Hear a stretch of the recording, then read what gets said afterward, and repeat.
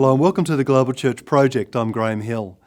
Daniel Jeyaraj is an Indian theologian with expertise in world Christianity and the development of Christianity in India. Daniel Jeyaraj has taught at major theological colleges around the world and published works in English, German and Tamil. His theology focuses on native cultures and the dynamics of their interactions with Christian missions today and historically. He's interested in the development of indigenous cultures and Tamil Christianity as a result of European mission in India. Daniel Jeyaraj is currently based at Liverpool Hope University. He's a professor of world Christianity and the director of the Andrew Walls Centre for the Study of African and Asian Christianity. Daniel Jeyaraj, welcome to the Global Church Project. You're the professor of world Christianity and the director of the Andrew Walls Centre here at Liverpool Hope University. Can you tell us something about that role and also how you came into the role? Liverpool Hope University is Christian and ecumenical in its nature. When I say in its nature, it is the foundation of the university, and it has constituted a center for the study of global church, and we call it the Andrew Walls Center, named after the great Professor Andrew Walls, and for particularly to study Christian expressions in Asia and Africa. I came here in 2008, and before that I worked in the United States and in India and several other places, but I'm delighted to be here. Yes. This particular role involves me to teach graduates and undergraduate students, continue the research that we do, and bring in the world Christianity into the perspective of English students, in order to just widen their perspectives, right from the undergraduate first year onwards up to PhD that we do. And we do conferences and other things. In addition to all these matters, I also look after the research ethics matters in arts and humanities. Well, so that keeps you busy. Very busy, yeah. But good.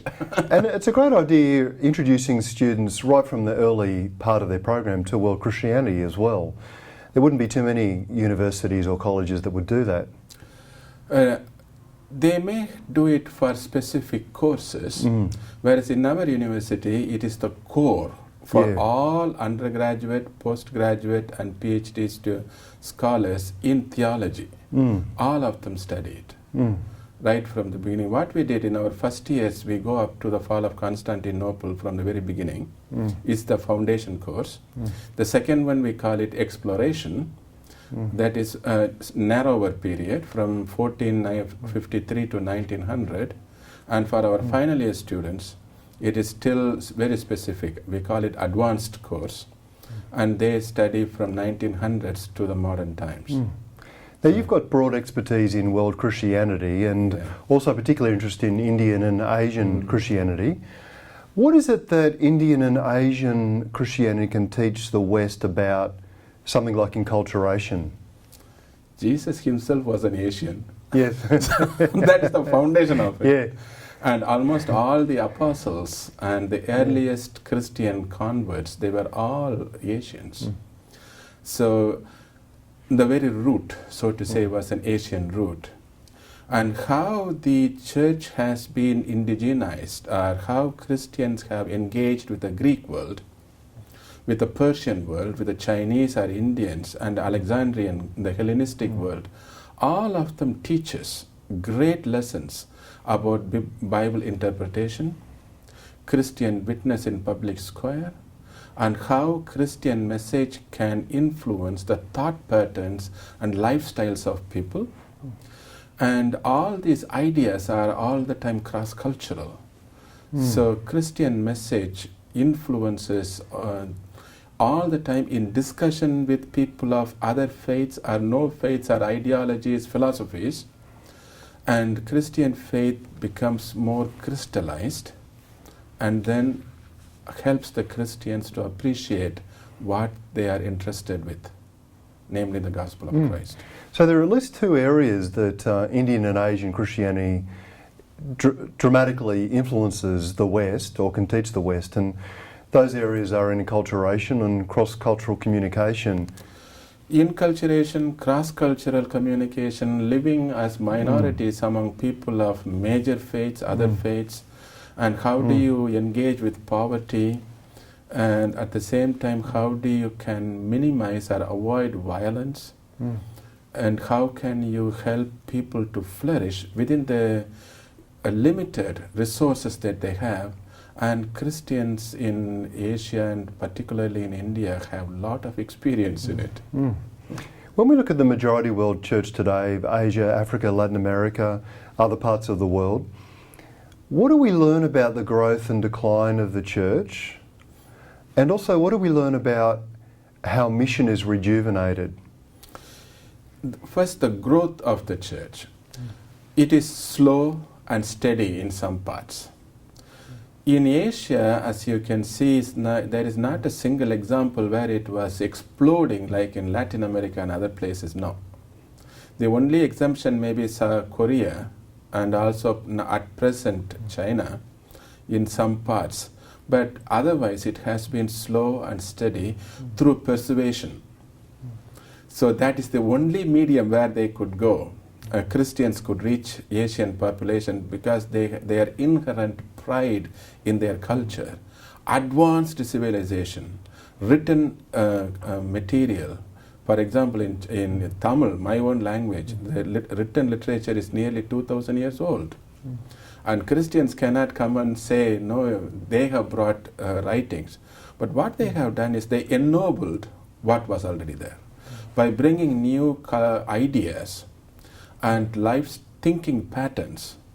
They have expanded what was there and helped Indians to discover more in their own tradition and also adapt what they have been observing from Christians over the past centuries. In that way, growth has been numerical, but above all it is qualitative. Particularly directed to people who otherwise did not have the possibilities and opportunities to think for themselves.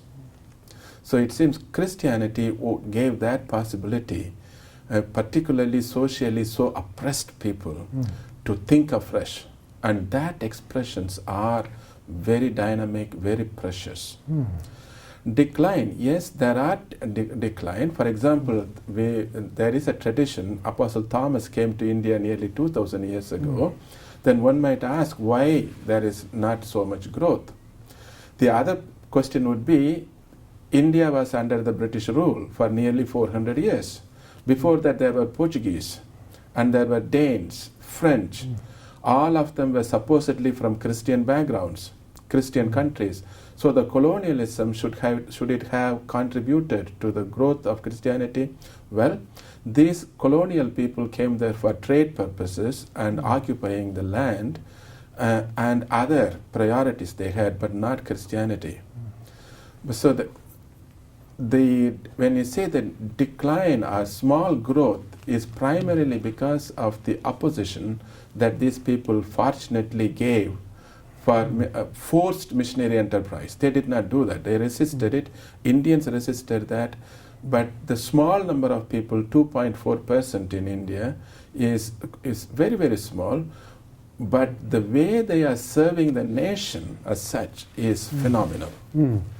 Whether it is education or medicine or empowerment, consciousness building, agriculture, in any way, many ways, they are, so to say, kind of enlightening the society and building it up from within. So numerically they may be small, but qualitatively their service exceeds their numerical strength. But even the decline, when we see the church is still in the making, it has not yet reached the perfect state, but that does not approve the mistakes that Christians have done among themselves.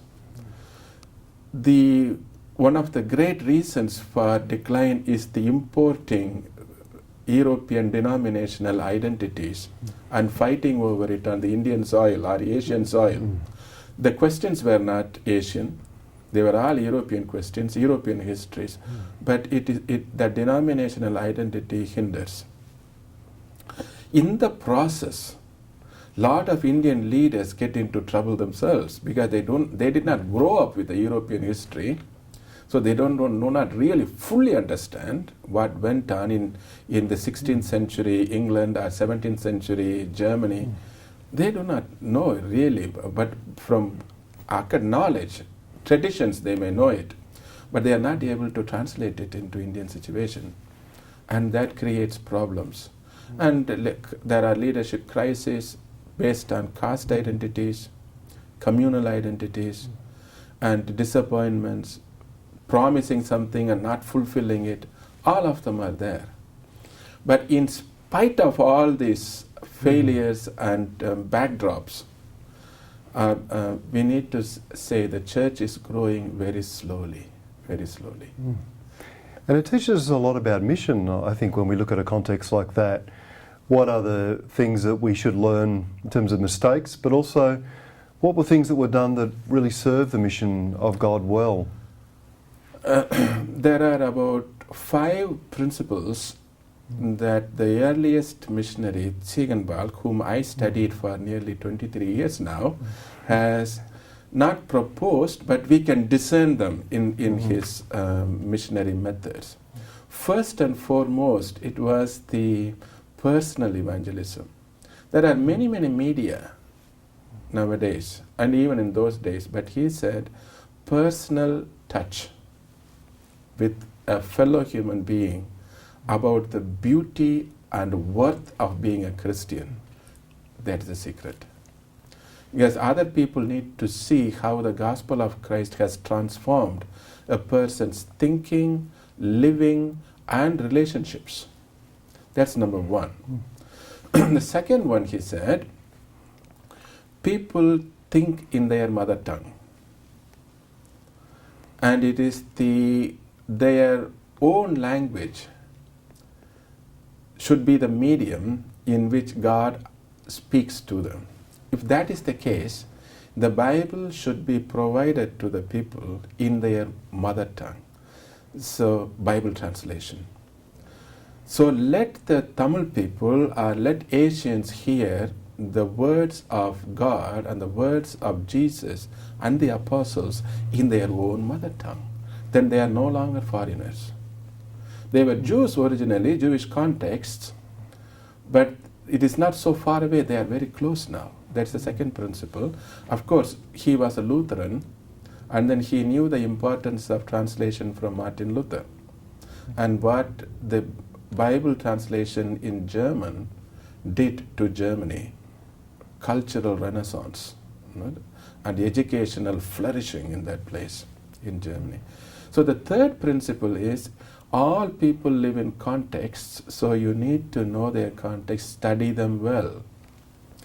So how do you study? Go to the place where they are.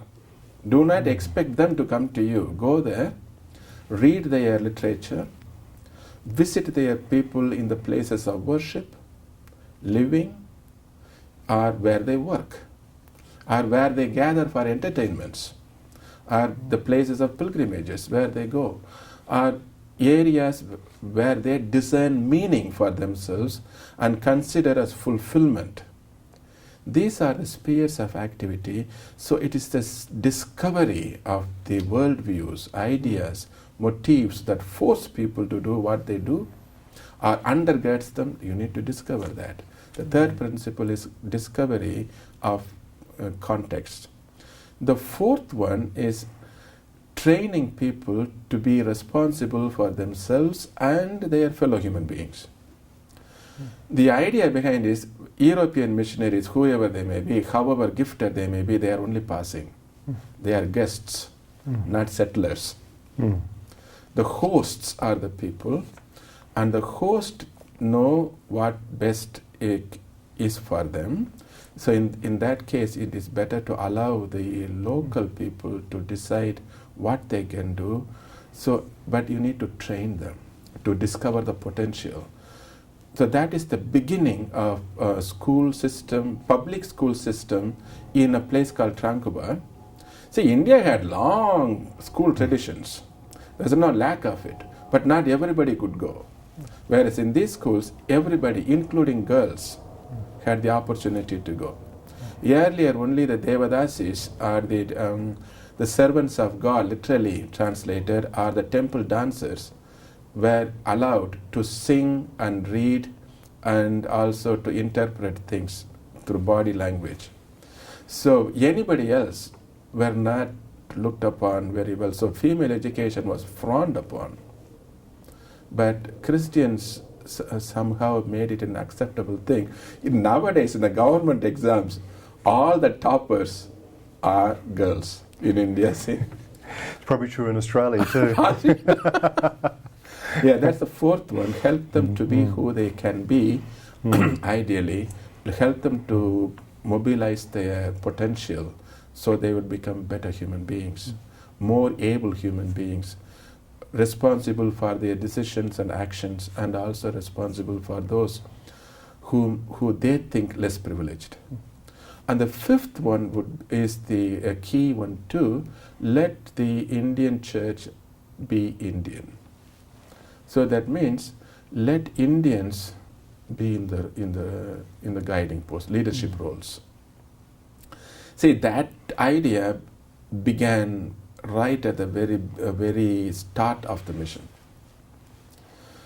Slowly they picked up very promising students and trained them to leadership roles. And the first pastor was Aaron, and he was ordained in 1733. And see, but the mission was founded in India, it is July 1706. So it's very quick. So it's 27 years. The first pastor was already ordained and functioning as an equal to the German pastor. Something unheard of in other historical situations. So these are some of the principles that we can help the world church learn.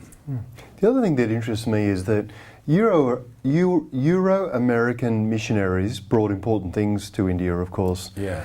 But it's fascinating how much India influenced them and how much the experience of India, its culture, its religions, its pluralism, its Christianity, really influenced Christianity. And when I look back at some of the most influential Euro-American missionaries or missional theologians, so many of them were deeply influenced by India.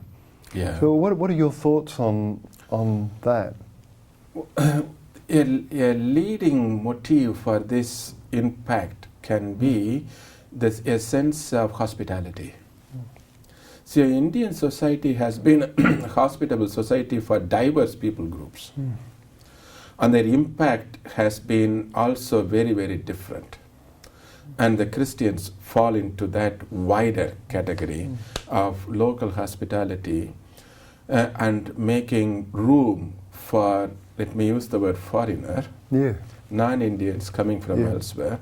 They showed it earlier to the Jews, to Greeks, long before the Greeks, Romans, they were part of it, and many other people from the Arab part of the world, and Persians, and several others. So hospitality, local hospitality was one route. But what the Westerners saw astonished them first. Let me give this example again in the life of Ziegenbalg. See, when he left Europe in 1705, he thought that he was going to a people who did not have civil life, and he wanted to introduce. When he was there, Indians turned and told them, "You are the person who comes as an ignorant fellow." Yeah. They saw him as uncivilized. Very uncivilized, harsh. Yeah. So he believes there is no romanticizing does not help, idealizing does not help. So what should we do? So he begins to study, learn, with the children first and with the church people, ordinary people. They make him extraordinary. They teach him the language and particularly ethics. And he asks the question, if these people can develop high standards of ethics without the aid of the Bible, there must be something great in them. He believes, he knows well, yet a good ethics does not give salvation, but it helps them to live in a better way that many Christians could. He writes about them in 1708. So he tells the more he learned the language, the better he was able to appreciate. So language and literature helped them. Thirdly, many people were impressed by the long traditions that were operative in India, whether it is religion or sheer historical or medical traditions, astronomy. They may be very different from the European one, but astronomy and eating habits, regulating human health through food. So these were some of the areas where they felt very much attracted to. And above all, as people are Christian missionaries, religious people, some of them they said there is nothing good in others. But the particular missionary, the Lutherans, when they came, they wanted to discover the residual remaining of image of God among them. So the fundamental belief, God created everybody. They may have forgotten it, God, but it is our joy to discover it and help them to discover. So the impact has been diverse and of various levels and intensities. I was sure they were all impacted. The Euro-American mission reports give us something of a window too, I think, into this dynamic, the way in which Euro-American missiology was so influenced by its contact with India. Yes. First and foremost, it was the modern Protestant mission to South India helped Europeans to realize that it is not merely meant for them. It is for the world church. It is for everybody. So even the first missionary attempt, it was called attempt. In German it is called Löblicher Versuch, a noble attempt, noble trial to see whether Indians would ever embrace Christian faith. But when they really see, the missionaries refuse to return to India, to Germany. Because I will seal my life even with blood, if it happened to be. But I would rather die here with my people. He calls them my people. That is the Tamil Christians and Tamil people. And literally he died there too, in 1719. So when they came, they saw what was happening and began to found Christian missionary societies. That was true in Germany. In Leipzig mission was like that. Basel mission in Switzerland. Lapland mission in Denmark. Are the Methodists in UK. Even the Puritans in New England. And naturally Baptist Church. They all mention about the missionary impulses from India. And in the early part, And there's a lot of discussion about Leslie Newbegin, of course, and the way in which his time in India influenced him. When he came back to Birmingham, his vision for what mission might look like in the West was radically shaped by his time in India. Particularly in villages in and around Madurai, and also his experience with Church of South India. To which I belong, the Church of South India. So Leslie Newbegin is held in high esteem. See, again, there he liked stories, as he writes in his books. Simple stories would illustrate deep philosophical questions for ordinary people who may act on them, not merely hear and say it's great, but they may act on them on their own accord. So when Leslie Newbegin comes to Birmingham and other places, he saw a country totally changed. Some people call this process secularization. Others may call it is deviation from the gospel. Or others may be calling even hardening of the hearts and lot of distrust in everything that is Christian. Because they did not have the experience that Leslie Newbegin had. They most of the time hear the bad things about Christians among themselves and about others. And the post-colonial historians and interpreters add their voice because their selective choice of just highlighting what went wrong, even small thing that went wrong, but making it, blowing it out of proportion, is the common knowledge in particularly among ordinary people. And Leslie Newbegin found it really hard. So, but the transformative experiences that he had in dealing with people who had very absolute ideas shaped him. And when he came here, he felt the changes where we need to take the changes, the modern realities into account, yet bear witness to Christ's Lordship. That I found great. And lots of stories are told about him when he was here in Birmingham, mixing with Indian migrants in the area, spending time with them, talking with them in their mother tongue. Tamil. Yeah, that's right. And so extraordinary again how the context of India and mission in the context of India has so profoundly shaped our missional imagination today, I think. Yes. It has also changed in many other ways. See, the food habit of Britain changed. Yeah. Yes, well. Where is the city where there is not an Indian restaurant? Well, I've heard the national dish is no longer fish and chips. No, and dress habits and tea drinking. It is China, but they got a lot of them from India, coffee. So many things have changed. And the sheer number of Indian population here and their impact in medicine and in engineering and in higher education is very obvious. So within that larger picture of impact, Indians do have some role. And there Leslie Newbegin was an example. Okay. And what do you think are the challenges that face mission today? So I know there are many, and you suggested colonialism as one of them, but what do you think are some of the key challenges that we face? Again, we need to see which context when we say which. For example, if you would take Liverpool or Boston, where I personally had longer experiences, the biggest challenge is the lack of biblical knowledge. So the growing population has wandered away from biblical narratives.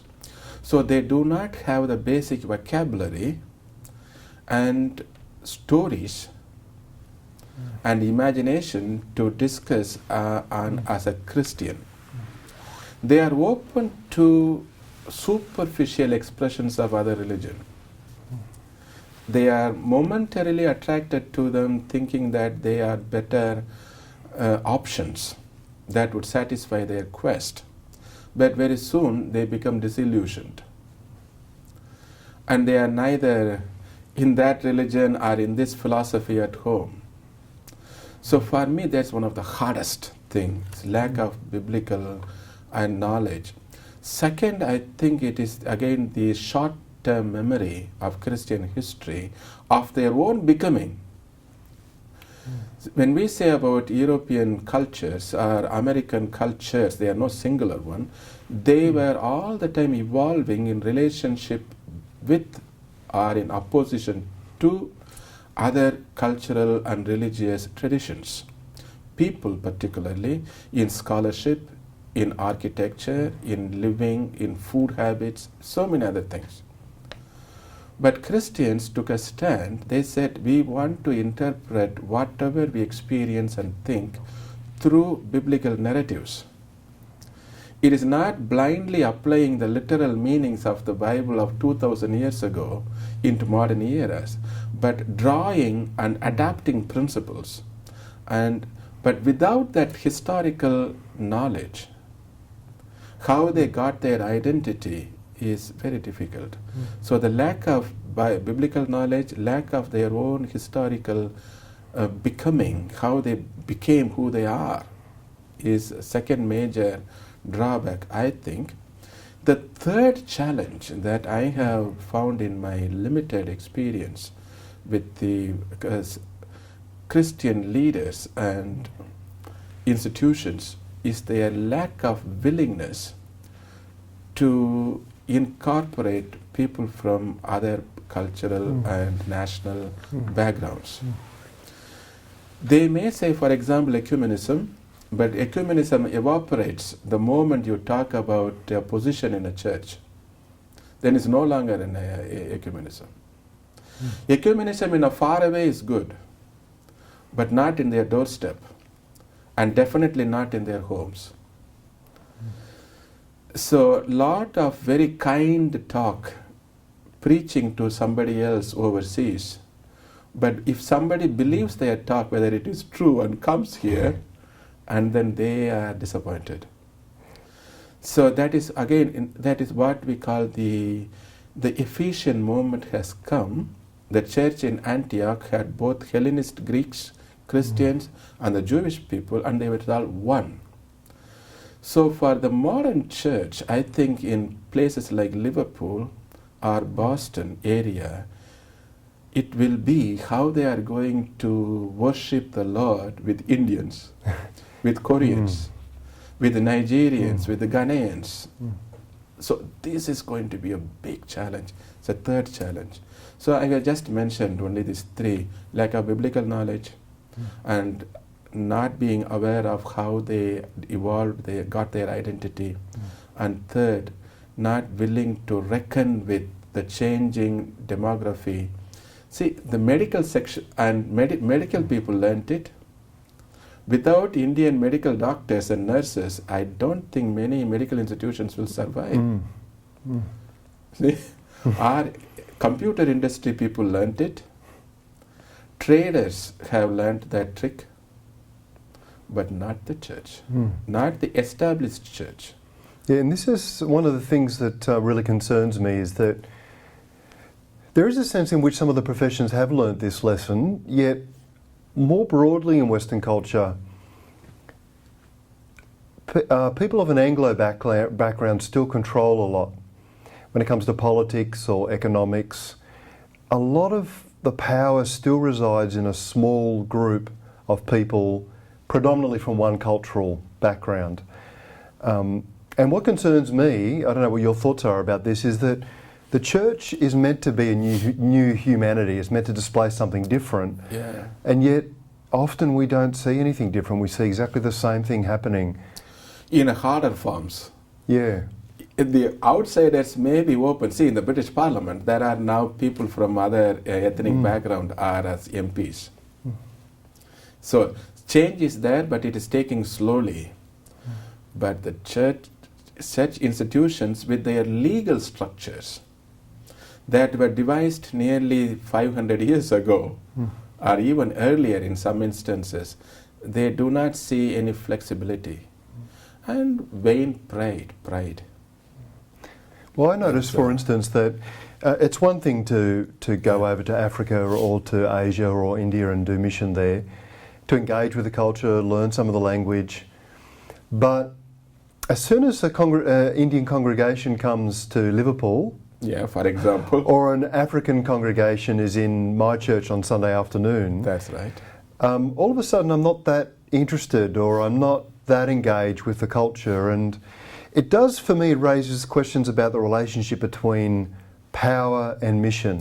Yeah, power and mission. See, when people go to an overseas country, they are there for maximum, say, 2 weeks. Very seldom for 6 months, even more seldom when it comes for a year or so. So they go there as visitors, as curious people, and before it becomes uncomfortable, they come back. But whereas if they become neighbors and co-dwellers, the ratio changes, intensity changes, they can no longer avoid them. So the only thing is be indifferent towards them. By showing being very indifferent and not taking notice of them is one way of discriminating them, but that's what they do. That's what they do.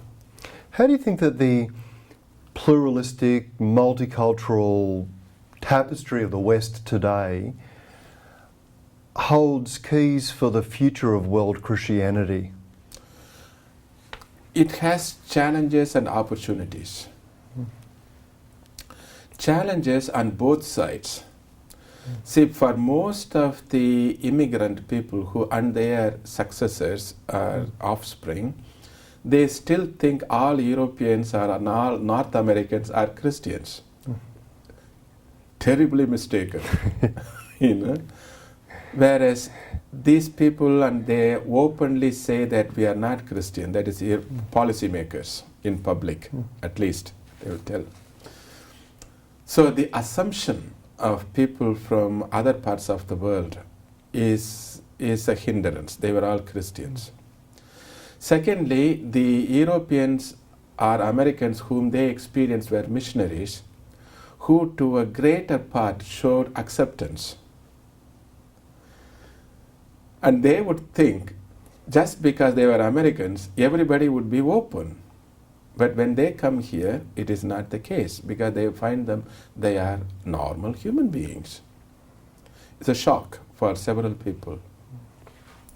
Thirdly, what the missionaries told them not to do, whether it is alcohol consumption or Puritan lifestyle, they see here just the opposite. They smoke, indulge in all fleeting pleasures, and that really troubles them.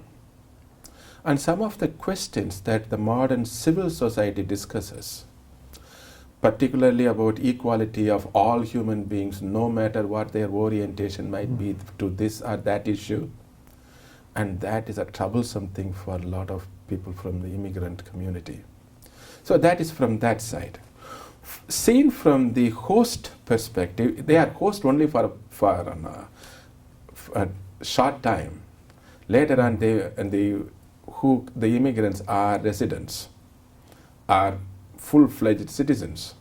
See? In that case, it becomes difficult for the community. They think the other people have come to rob their jobs or get medical help, and they are ill-educated or non-educated. To me, most of the pastors in the established churches are less educated than an average person from India, for example. See? And as you might probably know, in the United States, the median income of an Indian person is more than many average Americans. But they will not see that. They still see them as somebody who is dependent on the welfare. They do not think how much, whether Indians or whether Chinese, anybody else who work contributes in terms of tax, in terms of bringing new ideas, new relationship models, new family styles. These are all contributions. Even food, medicine, so many things. But they only see that as an economic burden. So in this case, what are the opportunities that we have? I hope and pray that the churches in the Western Hemisphere, particularly the leaders, will become more open. If the head moves, the tail will also move in the direction. And they need to show willingly and by policy as a constitutive matter, they need to have Indians or Africans or Chinese in the decision-making places. And not merely symbolically and still keep them down, but as co-brothers and sisters and brothers in Christ, with all the challenges and opportunities that it brings. Perhaps that might be an opportunity. When we look at the Church of the Global South or the Church of Asia and India, what do we learn about how we should relate to other religions with sensitivity, with confidence? I think it's a very, very good question that you have asked. See, Indian Christians have a repository of 2,000 years of experience, isn't it? Yeah. Living among Hindus and interacting for nearly 1,400 years of interacting with Muslims. And so also Christians in Myanmar or in Sri Lanka among Buddhists and Chinese with other philosophers. So Asians have a longer experience of living with people who did not share their worldview. Primarily because most of these religious traditions were older, except Islam, than Christianity. So negating them is just cutting their own legs. That's not possible. They won't do that. So how did they interact? First, they said no. We are coming out of a tradition that did not fulfill our ambitions, aspirations, hopes, and did not satisfy the meaning. That is the reason many of them come out of certain brands of Hinduism, because Hinduism itself is an umbrella term for thousands of religious expressions in India. See? As I say, some strands, they come out of it temporarily. And they will think Jesus is the Lord. Very true. I believe that. 100% Jesus is the Lord. But the Lord speaks to them through the cultures. See? So they will go back. Whether it is language, religious symbols, social actions, and relationship models, they all relate them to their pre-Christian values. And there is the strength. They will discover something new that empowers them to move forward, and they will synthesize. So it is not all the time saying no to the ancestral cultures, but appropriating them in a way that is compatible with the gospel of Christ and making it much better. Well, these are key lessons for us as the West is becoming multi-religious and pluralistic. Christians in the West are now in an environment that Christians in India and other parts of the world have been in for thousands of years. Yeah. So there's some critical lessons there that we can learn from how Christians have responded to those environments. Yeah. And the one thing is engage with them in their day-to-day life. The second thing is be joyful. We all have problems. If we allow the problems to dominate us, we may not be able to live well. Yeah. So instead of specializing in problems, we can say how to prevent them, and if they arise, how to solve them. Some problems are easy to solve. Some of them are harder to solve. The harder problems would be how do you ultimately change the identity of a deity which a person has been worshipping for a long period of time. That's very difficult. But the easier thing would be changing clothes or using a different language or building a house in a new style. That's a different matter. But in between these two extremes, people move in and come out and go into one direction, come back and reflect on it. So this kind of going in and coming out and reflecting on that is a process where that leads us to discovery of God in a new situation. See, for me, this is the meaning of the word Yahweh. People tell it is I am who I am, but I tend to believe it is an invitation to discover God in new situations, new unfamiliar situations. God is there, but we will discover God in a new way. So the interaction with people of other cultures and ideologies help us to discover God, even the Lordship of Christ in a new way. In a new way. But in the midst of all these things, we need to be joyful. So people can think that it is worth becoming Christian, not as a burdensome thing. One of the other things that is often attractive to Westerners about Indian spirituality is a contemplative, mystical, what seems to be a sort of centered spirituality that can be absent sometimes from Western religions, at least on the surface. Now, I know a lot of that is a bit of a caricature, it's not always accurate, but I wonder what Western Christians can learn today from Indian Christian leaders as they've sought to live like Jesus and as they've sought to shape Christian spirituality in the kind of environment we've been talking about. Yeah. See, we have a textbook for our students called Indian Christian Theology, written by Robin Boyd, 1968, and then many, many later additions to it. That book somehow gives a summary of various attempts that Christian leaders in North India, South India have made to understand what it means to be a Christian and what it means to be an Indian at the same time. So, here we can see there are some people, some theologians who oriented their interpretation to Sanskrit culture. Others, to the extreme level, to the Dalit culture. And some in between, the Bhakti traditions, for example. So, which one should we follow? Which will be more appealing to Euro-American ideas?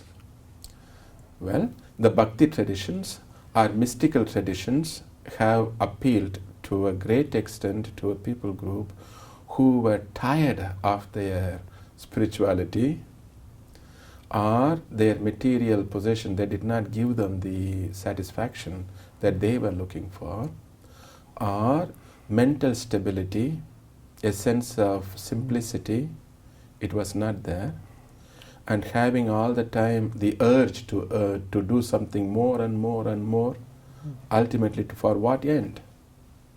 And these people sought to find answers in Indian spiritual expressions, and some of them claim to have found it. And later, some of them have changed their view. So it's nothing wrong in finding alternative views or experimenting with them.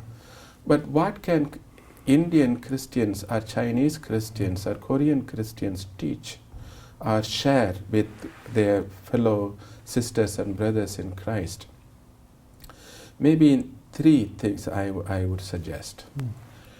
What it means to live among people who do not approve their worldviews. So, should their rejection mean my rejection? Or should I withdraw into seclusion? And I think Indian Christians have not done that. They know the dominant view is Christianity is still viewed as alien, as foreign, but that does not hinder many of them to going to church, or carry the Bible visibly, or have Christian songs out in the radios. They do have. So let us not allow the dominant worldviews, ideologies and prescriptions inhibit our joy in being a Christian. That's number one. Second thing would be, how do you cope with poverty, material poverty? So, increasingly the church is the church of poor people. Some are very wealthy, some are well-to-do, but on the ground, lot of Christians are poor. And even in the West, people are becoming downwardly mobile. Yeah, don't know. Yeah. That's so poverty is increasing even in Western settings. That's what I'm telling. Yeah. For example, last week I was in a church. Anyway, when the offering plate was passed on, I saw a person who was close to me putting some pence. And there was an Indian who put 20 pound in the same thing. So the giving ratio, this is just last week, differs enormously, because a lot of people may be willing to give their money for a glass of beer or somewhere else rather than to a church, because they do not see the importance of it. But what it means really to live in material poverty, coping it, perhaps Christians from other parts of the world can teach them. And that is one way of realizing their dependence on God. So, even if a person is blessed with material wealth, whatever it may be, that should not hurt that person if it is taken away, which can easily happen in times of terror or natural catastrophe or government policy changes or trade agreements between countries. Anything can change all of a sudden. So For people putting lot of trust in material wealth only may not be a good thing. So second help which other countries can offer is to can you lead a satisfied life or more content life with little material wealth. That is number 2. Third, I thought, how do you cope with post-colonial syndrome? Isn't it? Yeah. I know there are a lot of Orientalists and post-modernists people. They really make colonialism as a subject of their specialism. It is their right to do so, but find fault with it all the time. Only highlight the faulty things.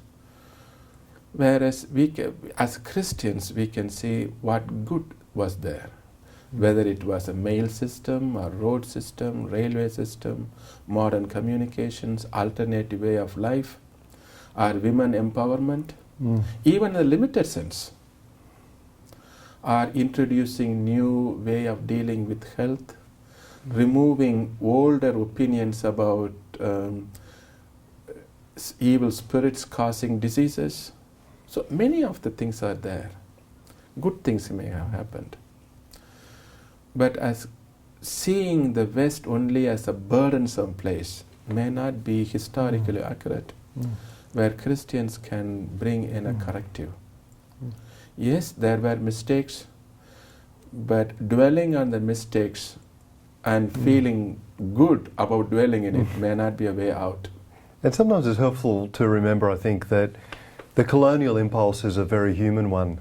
It's a widespread impulse. It's not relegated to one cultural group. No.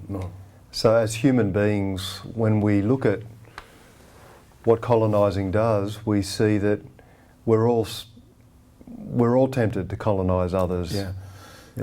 See, one thing is to speak from a view where a person has never lived in an area or inherited a culture that was once colonized. But reflecting on the past from the recipient side is a different story. That's what the Christians from the southern hemisphere can do better. See? If they see that only in economical or environmental degradation, then they might define a different voice. But if they find it in a different way of articulating ideas in international forum or raising human issues in that kind of forum, then they will see empowerment or a way of communicating the bent feelings that were inside. Yeah, again, all part of that colonialism itself. It means a lot where they want to put their emphasis on it. So we can find example for everything if we want to. What do you think are some other areas that the world Christianity can teach Western churches and leaders today? One of the things, we together form the body of Christ. It is not I and we and they, but it is we together. That together we form the body of Christ. And if we need to realize the fullness of Christ, we need each other. So that is why Christian travels become a key issue. See, recently I came to know about Paul being a son of a diaspora Jew. I know Tarsus was outside of Palestine or Israel of that time. But you see, only in a diaspora situation, he became bicultural. Otherwise, he would have been monocultural.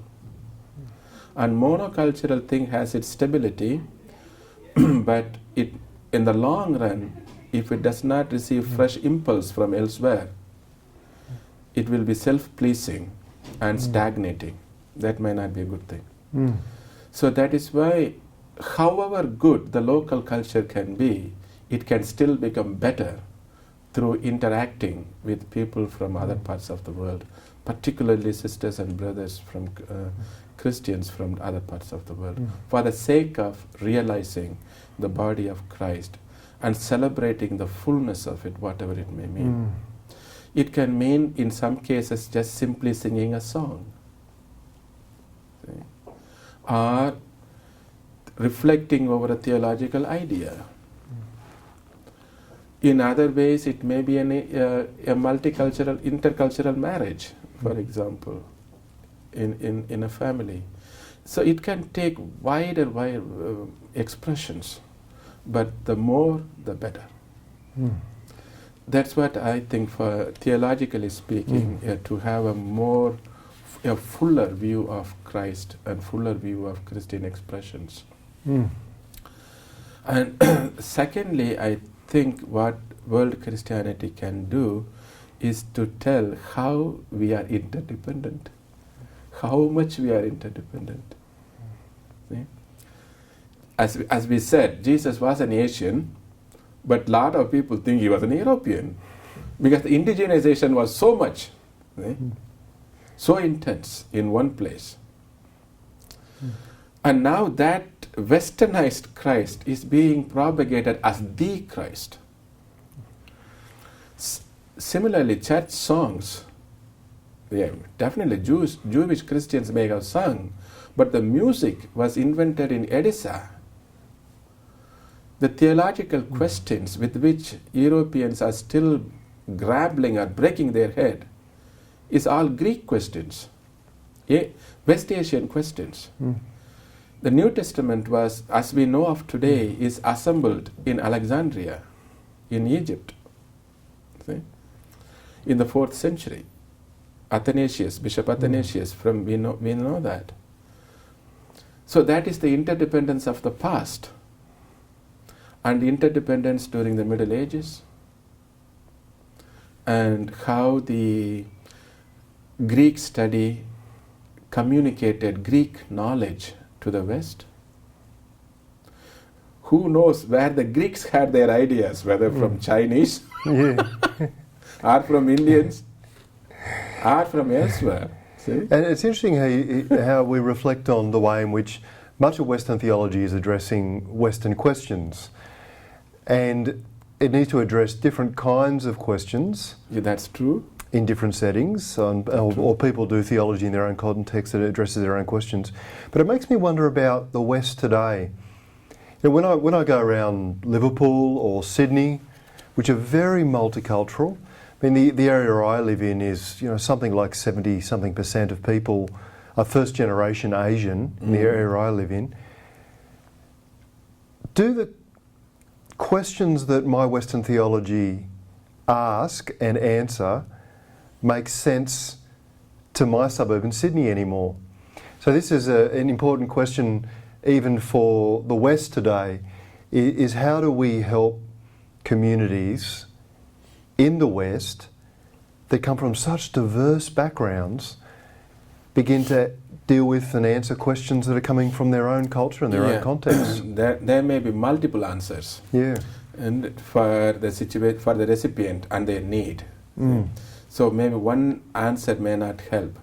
But underneath, as I said, all people want to have a healthy family. Perhaps that is a place where the local Christians can contribute. What it means to be a family, and how can they overcome the culture shock in the beginning, and how they were able to adjust and grow into the local histories, local habits. Are they able to laugh at the jokes that local people can laugh? Because they have the background where the newcomers are not. They will get it eventually in 20 years or 30 years period. So that's where I think the local churches can play a vital role. So the family, what we call the faith and family traditions, so it's important. And the second generation Christians, all families are worried about their children. Will they become so enculturated into the Western cultural setting, which is very individualistic? On the surface, they call we are all equal, but in reality, it may not be. There may be hidden hierarchies of people who have more power or less power, who can go into this restaurant or that restaurant, or this opera or that opera. So the local people know it, the hierarchies. But when, as the second generation grows, which people group should they identify? At home, they may be Indian, but in public, they must be Australians or English people.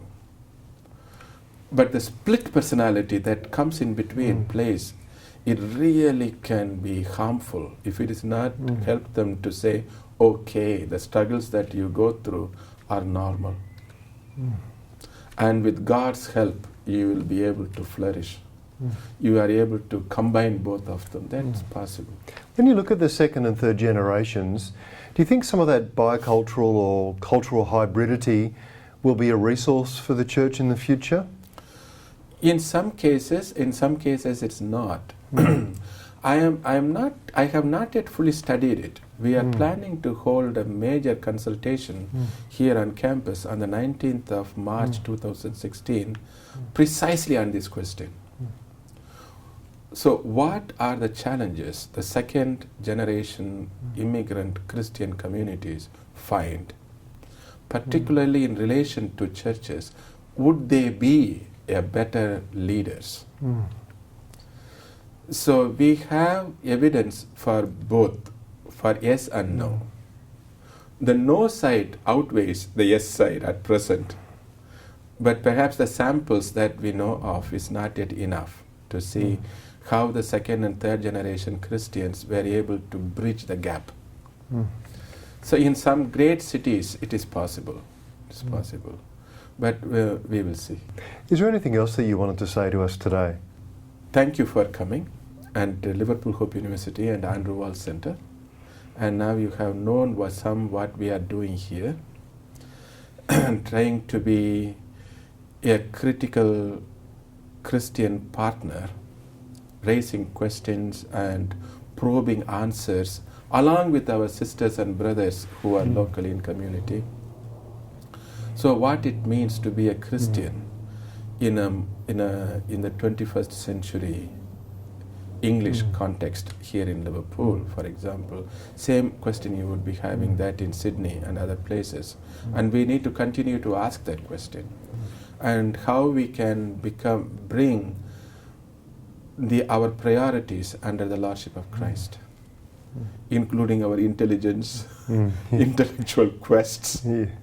So rational thinking, they're all important, but how we can make these tools as tools to serve God's purposes, that will be a great thing.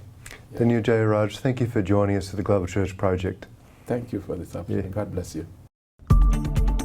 The Global Church Project is located at www.theglobalchurchproject.com. On our website you'll find a wide range of interviews and resources for colleges, universities and churches. I look forward to your company next time. From me, goodbye.